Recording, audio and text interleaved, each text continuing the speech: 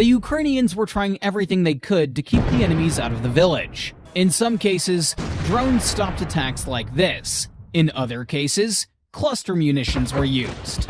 But something goes wrong. The Russians broke through day after day, and the situation turned into this, with tanks and APCs moving freely across the field without any obstacles.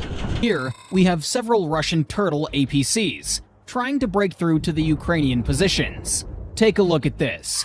It's a rusty Soviet-era piece of junk. The first one is hit by a mine,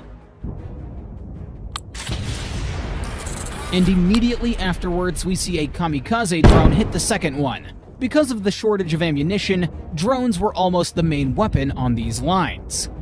The Russian APC is firing on Ukrainian positions from east of the village. With one precise strike, the drone stops the shelling. At the same time, this tin can tried to break through further, but was also stopped. Every day, the attacks intensified, and the Ukrainians decided to blow up the bridge. This little guy did a great job. Apparently, at that moment, it was a surprise for the Russians, and later, we see this footage of the bridge being blown up. A large column was moving towards Ivanivska. The AFU were ready for this attack. The first target is blown up on a mine. An accurate shot from a javelin hits the second target. A drone strike, cluster munitions fire, and the attack is no more. The AFU destroyed a lot of equipment during the attacks on these villages.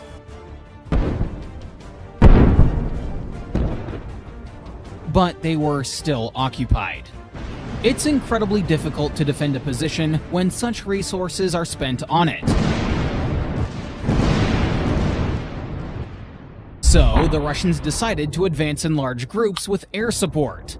Columns of armored vehicles moved towards the city in several directions. The first armored vehicle explodes on a mine. Usually this doesn't bother the invaders, and they don't hesitate to try to break through. But here, for unknown reasons, the rest of the vehicles turn around and move back. The second column suffers the same fate. After hitting the first APC, the rest turn around. Some still manage to break through, closer to the city, perhaps even landing troops. But a moment later, the vehicles were already on fire.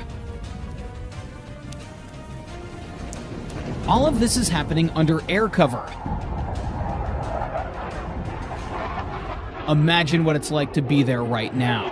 And the Ukrainian soldiers are experiencing this day after day.